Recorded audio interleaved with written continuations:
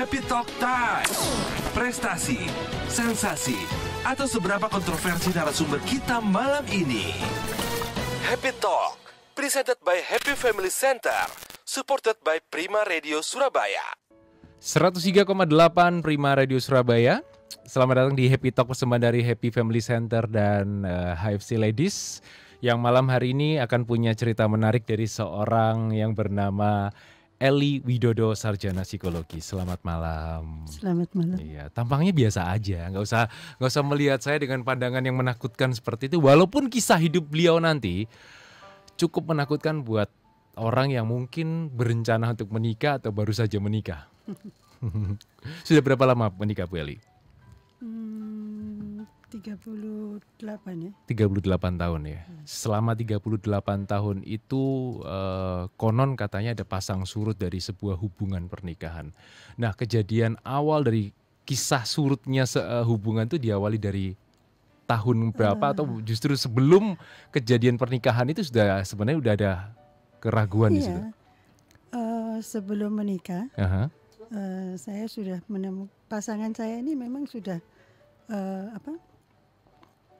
orang yang di luar idamannya ibu-ibu yang mau menikah ya mestinya ya. Karena jadi kalau dia memang seorang yang pemabuk. Wow.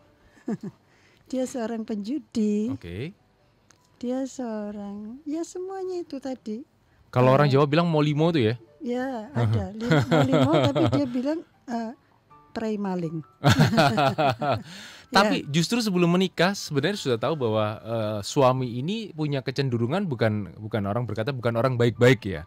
Karena melakukan banyak sekali tindakan-tindakan yang kadang berlawanan dari norma, dari nilai, bahkan dari hukum. Kok dijalanin? Cinta. Wis. Jadi sebelum sekarang ini ada istilah bucin, itu dulu sudah ada bucin duluan ya, budak cinta itu seperti itu. Jadi karena cinta itu membutakan realita yang sebenarnya akan dihadapi.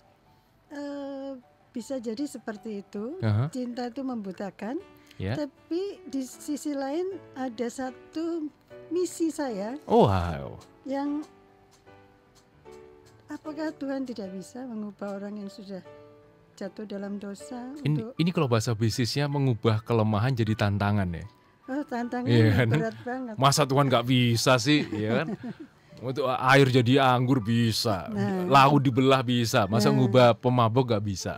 Itu yang saya mau buktikan bahwa memang kan pada dasarnya katanya Tuhan, katanya Alkitab kan dasarnya semua orang itu kan jelek. Iya betul, karena sudah ada dosa di dalamnya. Istilahnya benih dosa itu udah ada. Betul.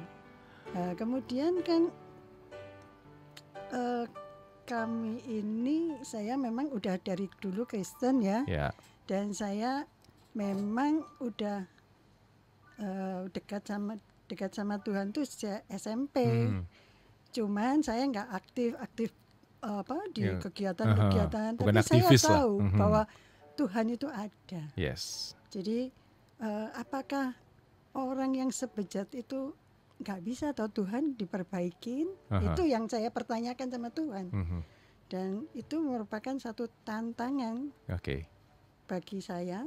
Apalagi Papa dan Mama kan pasti nggak mengizinkan. Kayaknya harusnya seperti itu. Pasti ada pertentangan dari orang tua ini. Sangat. Jadi kan kalau saya menikah sekarang, anak saya sekarang mau menikah, pasti kan saya tanya calonnya siapa, baik apa enggak. Bibit bobot bebet itu penting ya. Justru itu, tapi kenapa saya berani mengambil satu risiko seperti itu kan merupakan satu kecemasan yang tidak mungkin. Kapan ini selesainya? Kan kita nggak pernah tahu selesai kapan. Dan ternyata tambah laut, tambah lama, bukannya tambah selesai, tapi tambah parah. Karena kan modelnya seperti narkoba itu kan semakin hari semakin diperbaharui itu. Itu nggak cuma akal budi aja kita diperbarui, itu jenis narkoba juga diperbarui. Jadi narkobanya kan tambah lama kan tambah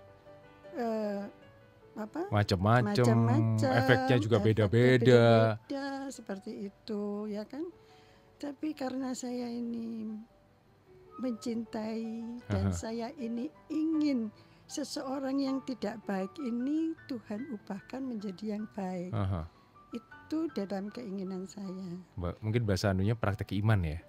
Nyoba ngimani nih, bisa nggak ya? Oke, akhirnya menikah. Di tengah segala macam tentangan akhirnya nikah. Oke. Dan pada saat pernikahan itu, di pesta pernikahan pun dia mabuk. Pestanya sendiri adalah ya. Hidupnya dia ini nggak pernah sadar sih. Tapi dia untungnya bekerja. Jadi uang dapat gaji itu sebagian untuk membeli minuman. Tapi zaman dulu tuh minumannya cuman dry gin apa itu Manson ya. Itu. Tapi dia akhirnya kan karena dia bekerja tambah lama gajinya naik gitu ya. Naik kelas gitu kelasnya tambah lama tambah naik ya kan. Ya seperti itu. Dan dulu itu sempat saya nggak pernah lupakan. Kalau orang itu kan langganan tuh aqua ya. Air mineral lah istilahnya, betul.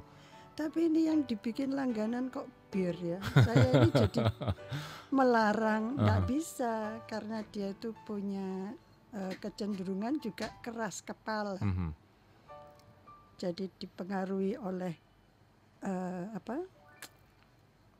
narkobanya. Ada narkobanya juga. Iya Pak, semuanya. Semua jenis dijajal berarti. Semuanya dilakukan. Tapi tapi saya nggak berserah sama diri saya, tapi saya berserahnya sama Tuhan. Jadi saya pokoknya selalu mengatakan bahwa Tuhan harus maksudnya saya ingin Tuhan tuh yang mengubahkan dia, bukan saya yang merubah dia ya. Kalau saya yang merubah dia kan ya enggak mungkin ya. Saya kadang-kadang tuh jengkel dengan orang yang mengatakan sabar bro, tunggu waktu Tuhan. Saya bilang ya waktu kita ini beda waktu Tuhan gitu loh. Waktu kita ini pengennya as soon as possible, secepat mungkin. Tuhan kadang-kadang alon-alon asal kelakon dan ini nggak kejar dengan logika kita. Mungkin orang ngomongnya enak, tapi yang jalanin kayak Ibu Eli ini sempat apa aja yang terjadi di saat kuasa alkohol dan kuasa narkoba itu mengikat sang suami? Sangat sangat menjengkelkan, juga sangat memalukan. Sampai saya nggak berani kan ngomong sama orang tua saya. Karena kan sudah risiko itu sudah saya tanggung dari awal. Jadi saya kan malu kalau kasihan juga sama orang tua saya kan. Kok sampai yang sangat saya ingat juga waktu dia kalau mabuk itu nggak pulang ke rumah tapi pulangnya ke gardu di pos kamling gitu ya. Satpam itulah ya. Tidur di pos, terus satpamnya datang, Bu, ini bapak lagi mabuk gitu. Oh ya udah dia. Hampir tiap hari berarti ya. Tiap hari, tanpa sadar. Dan saya tetap berharap sama Tuhan bahwa satu ketika pasti Tuhan bisa menyembuhkan. Tapi nggak sembuh tambah kambuh. Kalau kita ngomong peristiwa seperti itu, terus apalagi peristiwa-peristiwa memalukan yang sempat terjadi? Seperti peristiwa yang memalukan tuh, yaitu dia punya pasangan lain, Bill. Sempat ya, sempat ada affair di luar hubungan resminya itu. Waktu itu dia umur 40 tahun ya. John Willnya umur 25. Seperti itu. 15 tahun. Dia suka berbohong sama saya, tapi saya yang dibohongi kok ya percaya gitu ya. Tapi Tuhan itu baik, bisa ngasih tahu saya. Jadi pada saat dia berbohong, itu kejadiannya tahun 99 bulan Desember. Waduh, habis ini milenium katanya orang ya. Iya kan, Desember 2000, Januari 2000 itu milenium tuh. Iya. Itu kita waktu itu dia masih ke gereja Katolik, jadi kita ke gereja tuh jam 12 malam. Terus dia memulangkan kami, saya sama anak saya 2. Terus dia pergi lagi, nginep di rumah temannya. Tapi pada saat dia nginep itu kan hari Sabtu. Minggunya itu sahabatnya dia itu telepon ke rumah. Yang diinepin itu rencananya. Kok ini kok di mana? Oh, lo katanya nginep rumahmu. Enggak tuh, dari kemarin enggak ada gitu. Terus tapi Tuhan tuh baik ya, bisa nonton saya seperti gini. Saya ajak satu teman saya, sahabat saya, ayo anterin saya. Kemana? Nggak tahu, cari rumah baru. Loh, kok ngapain cari rumah baru? Kok nggak tahu, pokoknya saya kepengen aja cari. Karena dia sering pulang itu bawa kunci. Kunci itu banyak sekali. Istilahnya ya, kerincing-kerincing gitu kan. Saya tanya, itu kunci apa? Oh, kunci kamar biliar, dia bilang gitu. Oke, saya terima aja. Nah, pada saat minggu itu, nggak tahu Tuhan tuh bisa ngingetin saya kayak ini pasti kunci rumah, kunci rumah. Saya ajak teman saya ke satu perumahan, nggak tahu waktu itu di daerah Laguna ya, Pakuan City. Terus kebetulan lewat gitu perumahan-perumahan tuh. Tapi sebenarnya nggak ngerti apa-apa, cuman pengen ke arah situ aja, keliling di situ. Iya, nggak ngerti, nggak nyari, nggak tahu Tuhan tuh nuntun saya tuh ke sana, nggak ngerti.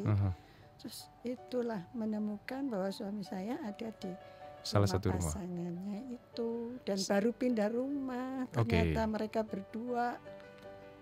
Ya udah, terus saya turun, saya bilang, oh ini toh, aku bilang gitu. Terus ya kamu pilih dia atau pilih saya bilang gitu. Di rumah itu. Iya. Tapi Tuhan tuh baiknya juga. Kalau suami saya di dalam rumah itu, pasti kan saya tidak pernah tahu kan. Tapi ternyata suami saya ada di luar depan rumah, sedang di rumah baru itu. Jadi loh, seperti itu. Jadi sempat kaget. Tapi saya enggak cengeng ya, enggak nangis, enggak apa. Saya pulang gitu, saya pulang ke rumah teman saya.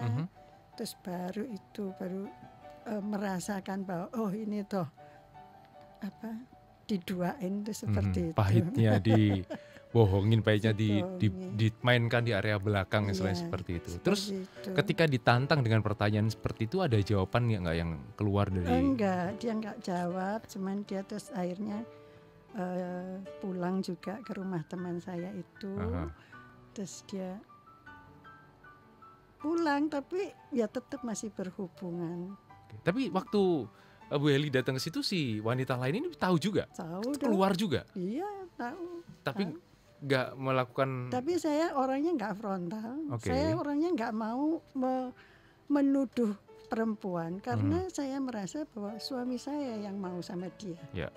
Kalau suami saya mau, baru terjadi apa itu ya. Tapi kalau suami saya nggak bikin keputusan untuk bersama dia, perempuan itu tidak akan pernah terjadi. Jadi saya tidak bisa nyalakin pihak perempuan itu. Jadi untungnya saya punya pikiran seperti itu ya. Banyak wanita yang mengatakan bahwa ini siram air keras gitu ya. Biasanya kan kayak gitu kejadiannya kalau di film-film tuh. Tapi Bu Heli punya pengendalian diri. Ini salah satu yang cukup kuat. Saya punya pengendalian diri yang cukup kuat, dan bukan saya marah sama orang lain, tapi saya yang marah sama suami saya. Jadi saya nggak mau orang lain sakit gara-gara saya. Jadi suami saya ini yang nggak betul, bukan orang itu yang nggak betul. Itu kok menurut saya ya. Tapi ya terus akhirnya dia masih cari itu lagi terus. Tapi ya di rumah ya tetap cekcok, ada perselisihan, pasti ada.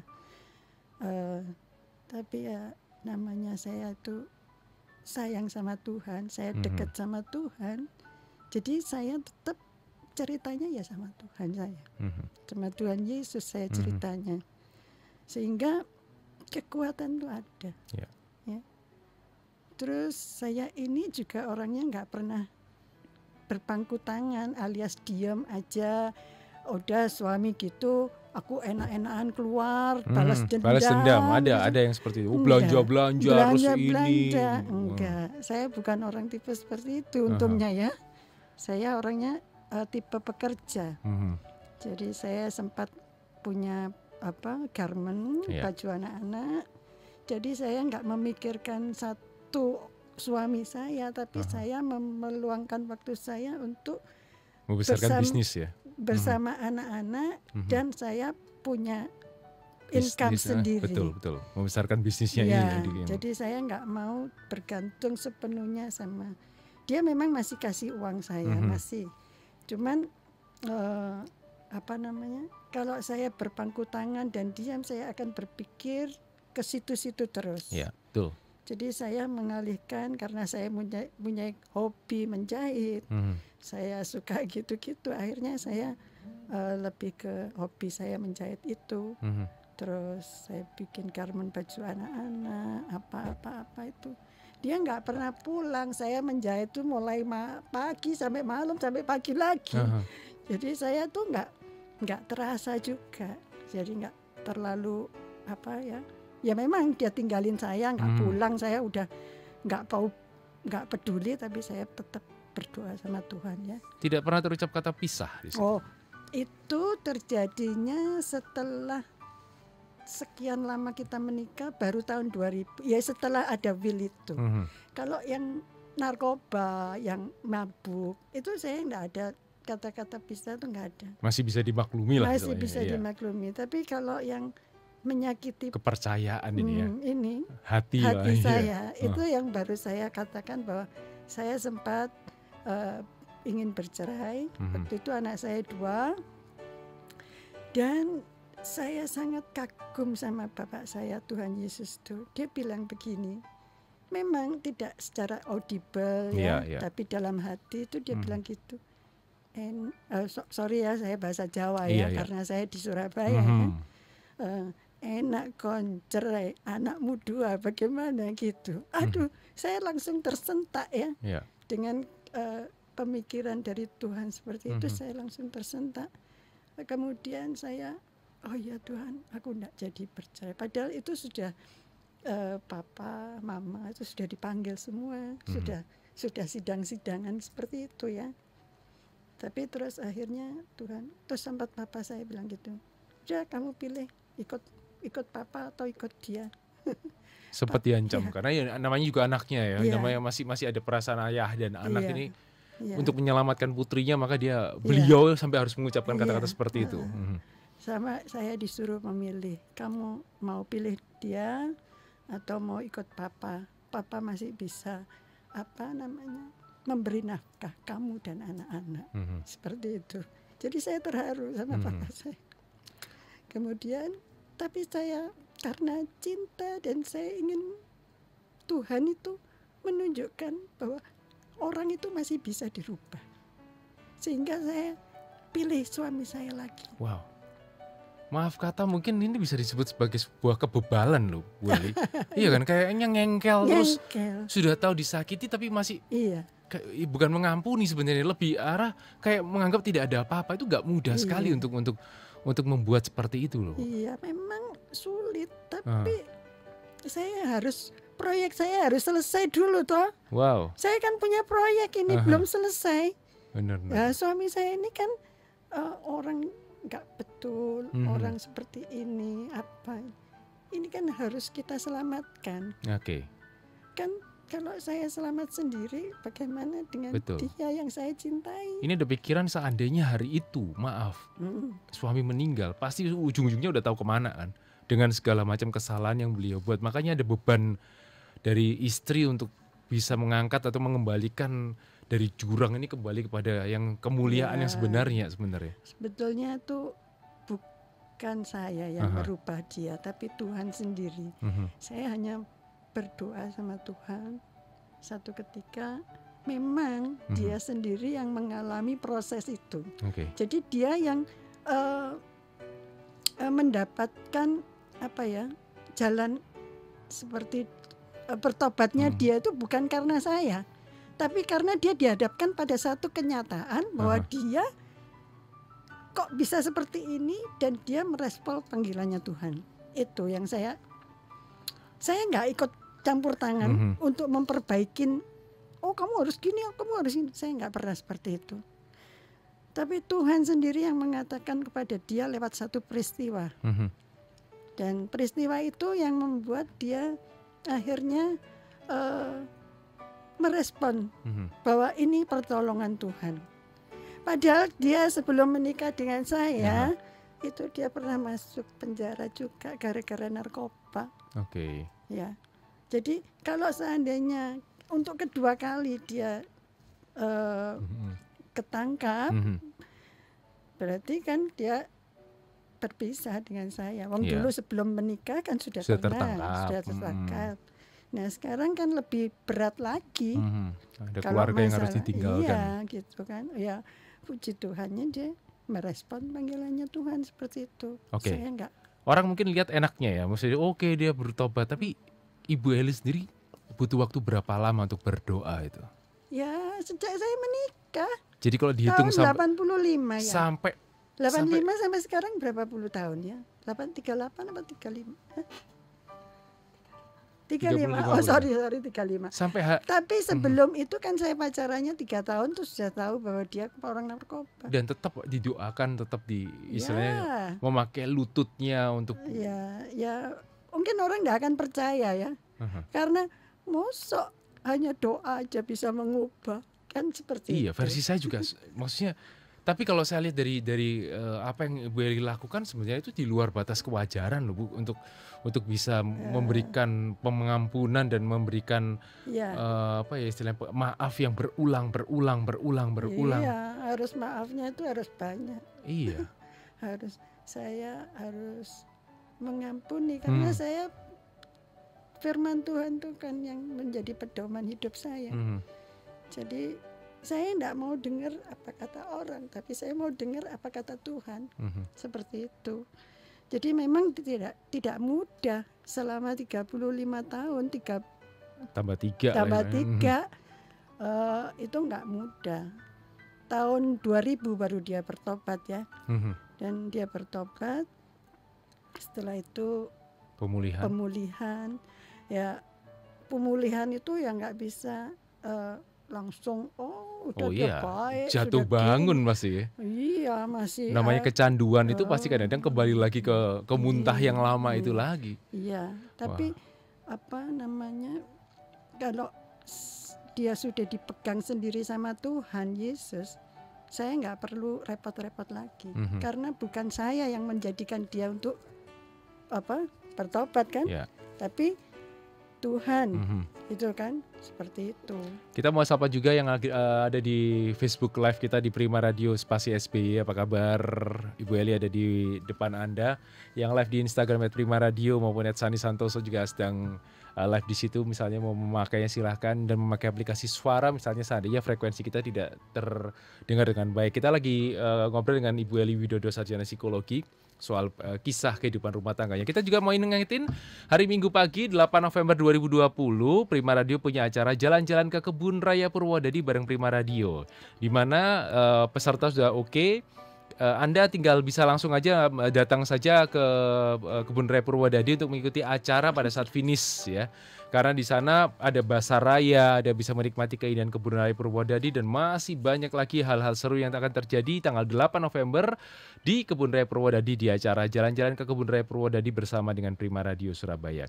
Jalan-jalan ke Kebun Raya Purwodadi didukung oleh Diandra Promosindo, Kebun Raya Purwodadi, Auto 2000 Basuki Rahmat, Bank Danamon, Best Western Papilio Hotel, Biskuit Coca-Cola, Cheers, EF English First, Grand Mercure, Ibistal Jemur Sari, Ina Bakery, Midtown Residence, Midtown Hotel Basuki Rahmat, Oma Tuna Surabaya, Oma Tuna Sidoarjo, Surabaya Suite Hotel, Taman Sari Prospero Apartemen, Taman Dayu, dan dipersembahkan oleh Prima Radio Surabaya. Jalan-jalan wisata ke alam terbuka menyenangkan, juga menyehatkan, dan jangan lupa patuhi protokol kesehatannya. Kembali ke Ibu Eli Widodo.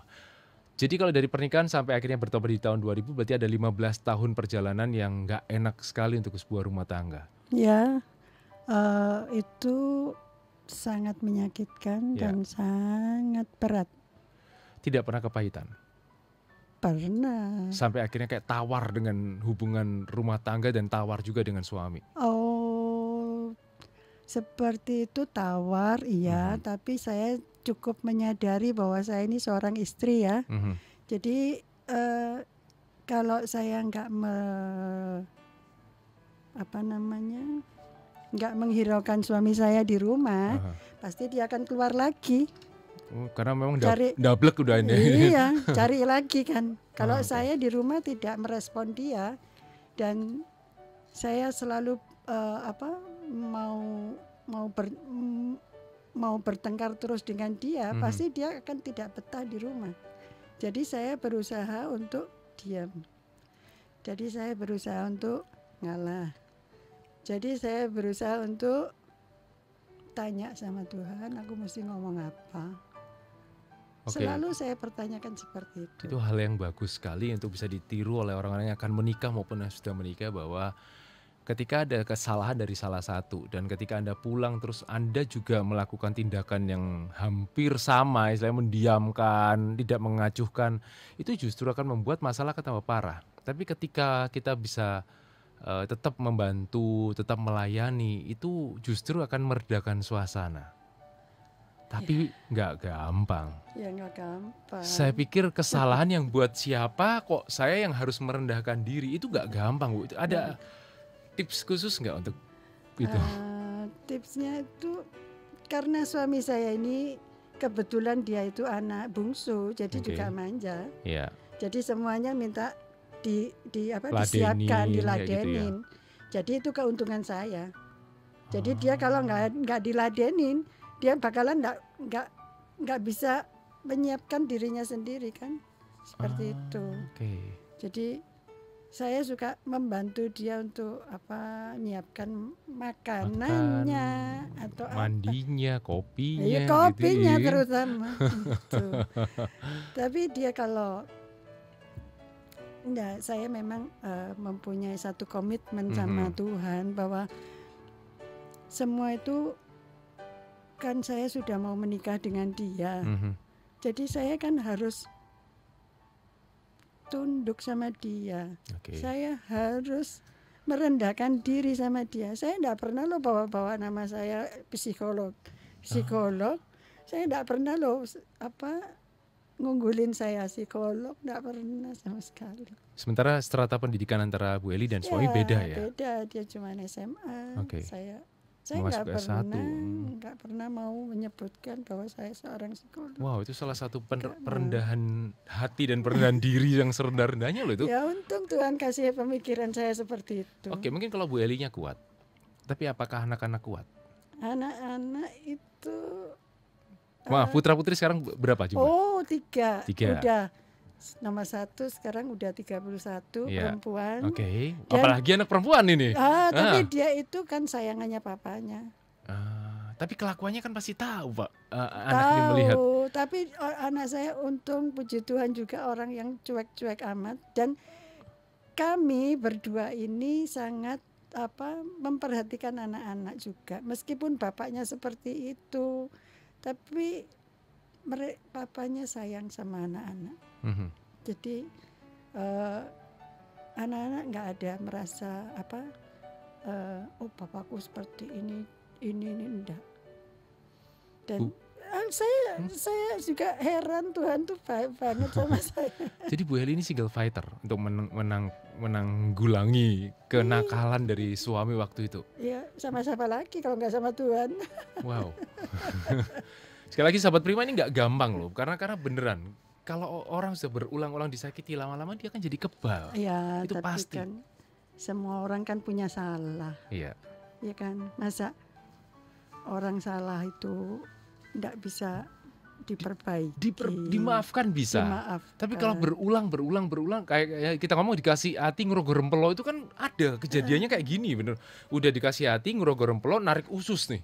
Jadi diterus-terusin. Saya pikir kok ini ada momen di mana itu diterus-terusin, mungkin kayak sengaja, bahasa Jawanya jarak gitu ya.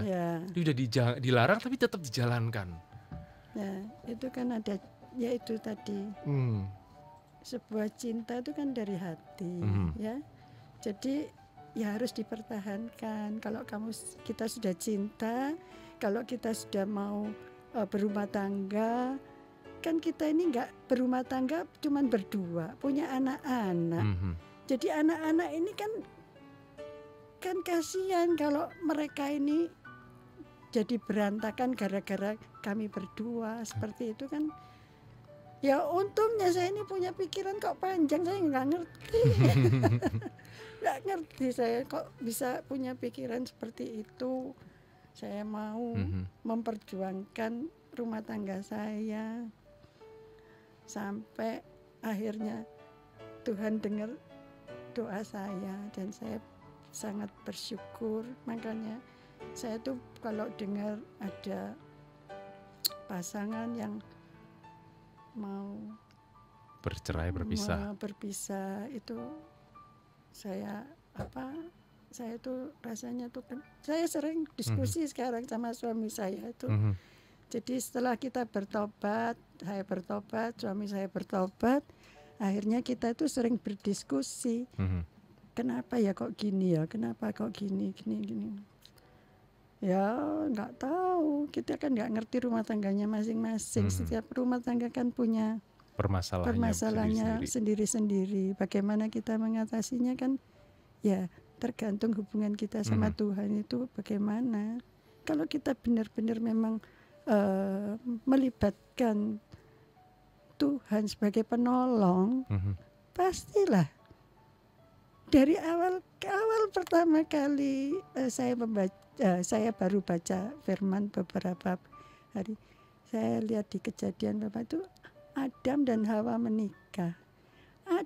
Hawa mempunyai anak Kain, anak pertama. Itu dikatakan bahwa ini pertolongan Tuhan. Loh, punya anak aja loh pertolongannya Tuhan. Terus saya mikir gini, loh, berarti semua itu hidup ini ya berdasarkan pertolongan Tuhan. Nggak bisa kalau saya sendiri yang menolong diri saya, nggak mungkin kan seperti itu. Dari sini saya bisa melihat sesuatu dari Ibu Eli ini bahwa kalau seandainya sahabat Prima juga sedang mendengarkan atau sedang melihat kita, ketika kita mengucapkan janji nikah, itu semuanya sudah ada ternyata di dalam ya. Kita harus tunduk, kita harus ngikuti dalam suka duka, sakit sehat, apapun, dan itu enggak cuma sekedar manis di bibir lain di hati, itu benar-benar harus dijalankan. Dan Ibu Eli ini menjalankan janji nikah itu benar-benar loh, ini nggak gampang loh. Kalau lihat suami sudah dipelukan orang, itu sudah kayak separuh hati atau separuh jiwa kita ini udah disobek kayak gitu. Untuk kembaliin nggak gampang sama sekali itu. Saya menganggapnya seperti ini, bahwa dia itu masih apa ya istilahnya itu, kalau orang Jawa ngomong itu kesasar. Salah arah. Salah arah. Dia masih kesasar. Jadi saya harus tolongin dia pulang. Seperti kalau kita punya peliharaan, seandainya anjing kita mungkin ke kompleks sebelah ke mana gitu. Kan kita mesti cari dia supaya dia mau pulang lagi ke tempat kita. Seperti itu kan. Masa dibiarin hilang gitu? Kalau dia sering-sering gitu kadang-kadang saya biarin loh. Kalau saya pikir, kalau saya secara logika memang seperti itu. Bu, ini nggak gampang, serius ini nggak gampang untuk membereskan hubungan. Belum lagi ya kadang-kadang otak kita ini masih mengingat-ingat hal yang lama. Dan ketika itu mulai terkuak, luka kita terkoyak akhirnya. Ya, itu kalau memang awal-awal seperti itu. Tapi lambat laun itu sudah hilang sendiri. Nggak akan seperti orang kusta 10 ya. 10 ya. 10 ya. Sembuh semua. Satu kembali kepada Tuhan kembali. Kan? Ada bekasnya? Nggak ada kan? Nggak ada. Ya, kalau kamu nggak kembali sama Tuhan, pasti bekas itu masih ada. Tapi kalau kamu kembali kepada Sang Pencipta, bekas lukamu nggak ada. Disembuhkan sampai bekas-bekasnya, bukan cuma lukanya, tapi bahkan bekasnya pun nggak ada. Dan pasti itu. Karena saya memegang janji firman Tuhan, seperti itu. Tapi saya sekarang ini kan live-nya di Prima Radio. Secara rohani ya. Jadi saya mau tekankan bahwa firman itu benar-benar ya dan amin. Ya. Jadi jangan sampai kita mengatakan bahwa moso sih seperti itu. Enggak. Memang ya. Saya sering mendapat mujizat-mujizatnya Tuhan tuh secara enggak terpikirkan. Oke. Jadi meskipun rumah tangga saya, terus banyak lagi kejadian-kejadian yang lain-lain itu. Nah, pokoknya melekat ke pokok anggur, melekat terus. Jangan sampai kita itu berpisah sama dia. Secara teori mungkin gampang ya, tapi jalaninnya itu loh. Iya. Iya kan, jalaninya, waktunya, detik demi detik. Itu kan emosi manusia. Sementara kita hidup masih ada daging loh, iya. Bu. Ya kan? Doa kan, ya memang daging kita kan harus daging. Kedagingan kita kan harus dibuang. Tapi masih ada daging loh. Dicubit itu masih sakit loh. Iya. Ya, puji Tuhan ya, Tuhan tuh sayang sama kita ya.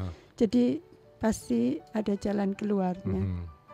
Seperti ya, suami yang ya, kalau suami saya ini sekarang sudah bertobat, akhirnya kan hubungan suami istri, anak semua kan menjadi indah. Saya ingat satu lagu ya, Indah Rencanamu Tuhan tuh sangat-sangat, kita nggak tahu kan awalnya. Iya kan? Tapi begitu dengar lagu itu, kita oh iya ya, dulunya seperti ini. Ternyata Tuhan punya rencana seperti ini. Dan memang butuh butuh perjuangan, butuh ekstra semangat ya. Gitu. Buat sahabat Rima, sekali lagi ini kelihatannya enak tuh diceritakan, tapi susah untuk dilakonin. Karena perjalanan itu sekitar 15 tahun penuh dengan derita, penuh dengan ketidakjujuran, kebohongan, segala macam. Akhirnya mereka sama-sama bertobat, mereka sama-sama dipulihkan, dan semenjak pemulihan itu terjadi, suami ini apa? Kan dari dulu kan memang buruk-buruk terus nih ini ya. Apa yang istimewa dari suami sekarang ini setelah dipulihkan? Sekarang dia cinta Tuhan, ikut FGB Man. Waduh, rajin banget. Gitu. Dan memang dalam usianya dia sekarang sudah 60 tahun, kalau tidak ada komunitas yang menguatkan, itu kasihan mereka itu. Dia akan sendirian. Iya. Tapi karena dia punya komunitas yang tumbuh bersama bapak-bapak yang cinta Tuhan juga sama Tuhan. Ya itu akhirnya mereka itu saling menumbuhkan iman mereka terus kan. Dia rajin Zoom, ya ampun, 1 minggu sudah 5 kali mungkin. Tapi daripada dia keluar, betul, kan mending dia dengar firman. Betul. Ya kan? Dan perubahan itu terjadi benar ya? Iya, terjadi benar. Hubungan husband suami dengan anak-anak juga? Oh iya, sangat. Jadi perubahan itu nyata. Jadi dia nggak seperti yang dulu yang ancur-ancuran lah istilahnya ya. Iya, marah-marah, nggak ada sebab marah-marah itu. Itu kan efek narkoba kan seperti itu ya, kadang-kadang emosi itu jadi labil. Narkobanya dia itu sampai mengerikan. Saya tuh pernah satu ketika itu dia tuh sampai halusinasi. Oke. Jadi membayangkan hal yang enggak. Membayangkan polisi. Seperti seorang dikejar polisi. Gitu. Paranoid lah, iya parno. Seperti itu. Terus sampai saya ini kasihan. Duh, kok sampai seperti ini, nanti kalau gila gimana gitu ya. Bener. Tapi ya puji Tuhan ya, saya sempat konsultasi sama psikiater ya. Terus saya harus begini gitu. Terus saya saya lakukan apa kata psikiater itu saya lakukan. Akhirnya kalau dia nggak pakai itu narkoba itu ya lama-lama ya hilang, nggak jadi parno lagi. Tapi karena dia tiap hari bersama teman-temannya pesta seperti itu ya serang aja. Akhirnya sekarang sudah sejak tahun 2000 ya. Benar-benar dilepas ya? Lepas sudah. Merokok aja enggak. Sekarang ya. udah enggak sama sekali. Jadi setelah pertobatan terjadi, pemulihan terjadi. Maaf, saya pengen tahu anak yang ketiga itu lahir setelah pertobatan. Oh iya. Makanya saya udah mulai curiga soalnya dari tadi ngitung berarti anak yang ketiga ini setelah itu justru efeknya ada buah-buah tambahan yang diberikan ya. Iya. Tahun 2001 saya melahirkan. Tuh beda setahun doang tuh. Anak ketiga saya kasih nama Abraham Efron. Wes, bapak orang beriman. Efronnya saya nggak dapet nih. Efronnya dari Efrata. itu bukan karena di makamnya Abraham tuh di Efron ya, Hebron. Di Hebron bahasa ini seperti ya. itu. Dan yang kasih itu satu pendeta kami ada yang kasih waktu itu kasih nama Efron itu tadi. Itu. Terus saya masih ada satu peristiwa yang Tuhan itu nolong saya luar biasa. Tahun 2001. Tahun 2000 itu saya hamil bulan April kalau nggak salah. Pendeta yang kasih nama dia ini sedang khotbah. Terus tiba-tiba pendeta itu di mimbar itu bisa gini. Saya belum selesai khotbah. Tapi saya mau berdoa buat ibu yang mau menggugurkan kandungan. Loh, siapa lagi? Saya sama suami saya itu sampai gitu. Menggugurkan? Iya. Jadi anak ketiga ini sempat saya nggak niati ya sebenarnya. Karena waktu itu suami saya tidak bekerja. Justru setelah pemulihan tidak ada pekerjaan. Tidak ada pekerjaan, tidak punya kerjaan, tidak punya apa-apa. Jadi kan saya harus nanti kalau saya melahirkan biayanya berapa, susunya berapa. Jadi berhitung. Dari berhitung itu kemudian saya tuh mengingkari janjinya Tuhan. Saya berusaha untuk menggugurkan dia, tapi kok enggak, puji Tuhan enggak bisa. Dan dia sekarang udah umur 19 tahun dan baik anaknya sangat baik menurut saya, mamanya ya. Iya. Tapi memang buah pemulihan itu ternyata memang benar-benar manis ya. Manis-manis itu terasa benar-benar ketika pemulihan terjadi. Jadi jangan sampai istilahnya menyimpan banyak sekali masalah, banyak sekali problematika, segera selesaikan, segera doakan karena doa itu benar-benar ampuh. Terbuktinya di sini. Ya kalau kita punya satu masalah, kalau kita belum selesai itu kan rasanya masih ganjel ya, belum bisa clear seperti itu. Jadi kemudian saya yang ingat itu ya, tadi saya belum selesai ngomong ya. Pendeta itu bilang, saya belum selesai khotbah, tapi saya mau berdoa buat ibu yang mau menggugurkan kandungan. Nggak tahu di situ ada berapa orang, pokoknya saya sama suami saya merasakan bahwa itu untuk kami, gitu kan. Terus akhirnya kami nggak jadi itu menggugurkan. Kami terus kami melahirkan Abraham. Saya beri nama Abraham ini dia. Dan sampai sekarang dia udah dewasa, umur 19 tahun. Jadi ya nggak masalah. Papanya juga sayang sama dia. Pada saat dilahirkan itu, apakah ada dananya? Nggak ada. Terus? Kami nggak bayar. Ini unik nih.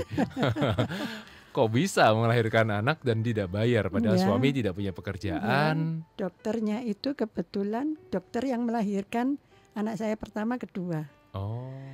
Kami mau periksa ke dokter itu pun malu karena kami tidak punya uang buat biaya check up-nya itu ya. Check up-nya kan. Akhirnya kami itu tidak check up sama sekali. Selama hampir 9 bulan itu? Ya, terakhir 7 bulan. Memberanikan diri datang ke dokter itu. Dan kami nggak ngomong kalau kami nggak punya duit, ya enggak. Terus akhirnya dokternya kok tahu ya. kok kita nggak boleh bayar. Wow. Jadi kami nggak bayar, cuman kebetulan operasi juga hanya rumah sakitnya yang bayar, tapi dokternya free. Digratiskan ya, dokter itu. Dan saya nggak tahu itu mungkin semua jalan. Ya itu semua jalannya Tuhan, bukan jalan saya. Kalau jalan saya pasti saya cari akal. Gimana saya pinjam duit atau gimana. Saya nggak mau pinjam duit waktu itu. Ya udah saya jalani aja deh. Apa nanti katanya. Ternyata seperti itu. Bisa dilahirkan dan sekolah. Nah itu dia. Sekolah, saya tidak memaksakan diri seperti kakak-kakaknya sekolah di Petra. Enggak, saya cari sekolah yang paling murah. Okay. Saya pakai yang paling murah. Terus akhirnya dapat yang murah dan nggak apa-apa tuh, dia juga biasa-biasa, nggak bodoh-bodoh amat juga. Jadi semua prosesnya cari yang murah-murah. Sampai dia SMA pun kami masih tetap keuangan kami itu bukan keuangan yang besar gitu, enggak. Pokoknya kita cukup makan seperti itu. Dan kalau kami maksa nanti sekolah yang mahal, kami pasti akan kepayahan sendiri ya. Betul. Akhirnya saya sekolahkan anak saya di SMK. Nah, sekolah SMK ya. Iya, nggak apa-apa. Dan untung puji Tuhan anak saya mau, nggak nuntut, aku harus sekolah yang di sini, enggak. Dan sampai hari ini tetap ya istilahnya tetap jadi anak yang nice, anak pemulihan yang tetap bisa mencintai orang tuanya walaupun mungkin tidak dapat privilege kayak kakak-kakak yang di atasnya gitu ya. Iya. Tapi ya itulah sebuah buah dari pemulihan yang ternyata memang ada ya, walaupun tetap harus berlutut dan mengeluarkan banyak air mata, tapi ternyata air mata itu adalah sebuah tabungan yang nanti ujungnya adalah panen raya bisa terjadi di situ. Iya. Gitu. Ya mungkin pengalaman saya ini memang nggak gampang, yang nggak sulit. Kalau sama Tuhan katanya nggak ada yang sulit ya. Tapi ya kita tuh butuh berjuang ya untuk semuanya itu ya. Meskipun nggak rumah tangga aja ya. Betul. Semua kan harus ada perjuangannya ya. Seperti itu. Setuju. Baik. Terima kasih buat Ibu Eli Widodo buat ceritanya. Terima kasih, semoga memberkati terutama buat orang-orang yang baru saja menikah atau akan menikah. Percayalah bahwa ini adalah sebuah medan perang yang tidak gampang.